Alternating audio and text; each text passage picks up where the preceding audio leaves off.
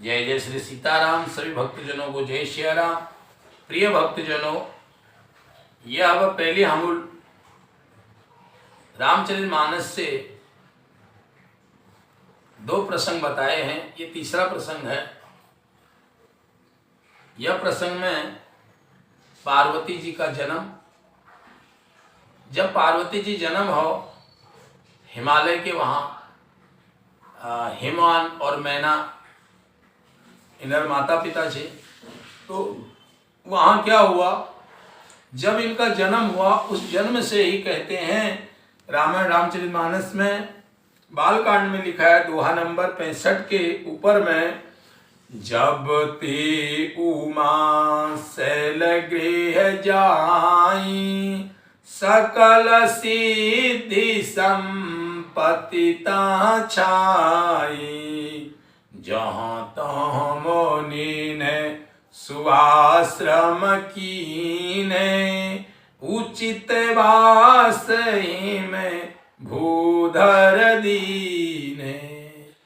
कहते हैं जब से हिमवान के वहाँ पार्वती का जन्म हुआ तब से वहाँ रिद्धि सिद्धि संपत्ति और मुनियों के डेरे डल गए। इस प्रकार वहाँ का वर्णन किया गया है। और कुछ समय बाद एक बार नारद जी भ्रमण करते करते हिमवान के वहाँ आए और हिमवान मैना ने दोनों को बिठाया और दंडवत प्रणाम करा और पूछण लगी कि यह पार्वती जो हमर नैन छा इन्हीं बारे में की बताओ। तो नारद जी ने हाथ देखो और कहो कि यह सर्वगुण में संपन्न छा, इन्हीं नाम अंबिका भवानी,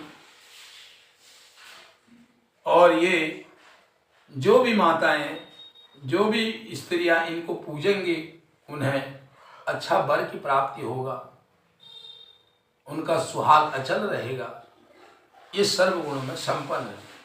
फिर उन्होंने पूछा भाई दोष के छी, तो नारद जी को दोष यह से इनका विवाह जो है अमंगल वेश वाला, बिना माता पिता और ऐसे जटिल से इनका विवाह होगा।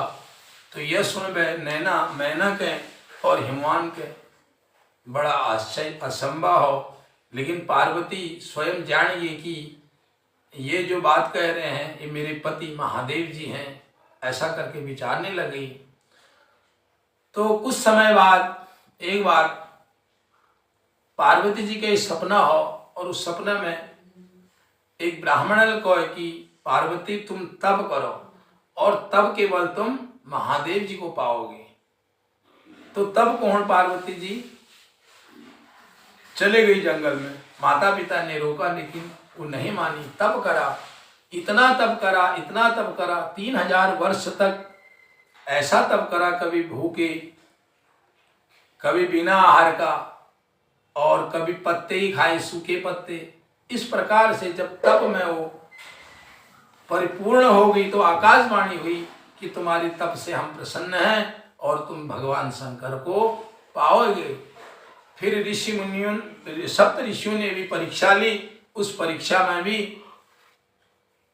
पास हो गई पार्वती, क्योंकि सप्त ऋषियों ने ऐसी ऐसी परीक्षा ली कि ताकि पार्वती ना कह दे, लेकिन पार्वती ने अपने मन में सारा विचार ठान लिया था। इस प्रकार कहते हैं कि जिन्होंने तप करा और तप के बल से ही सब कुछ संभव हो सकता है।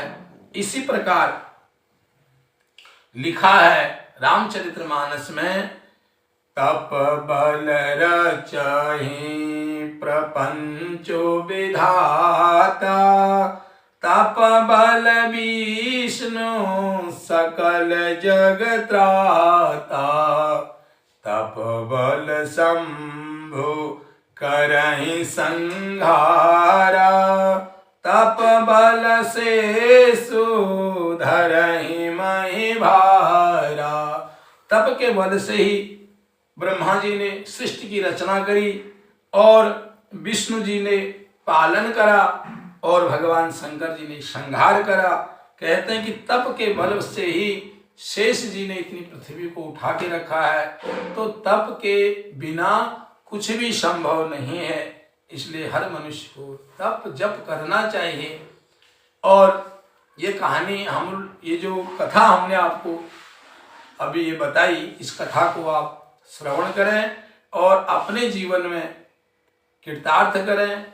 और जो लोग इनमें गलती है ना, क्षमा करिए और हमको कमेंट कर बताइए आपको कैसी लगी। जय जय श्री सीताराम।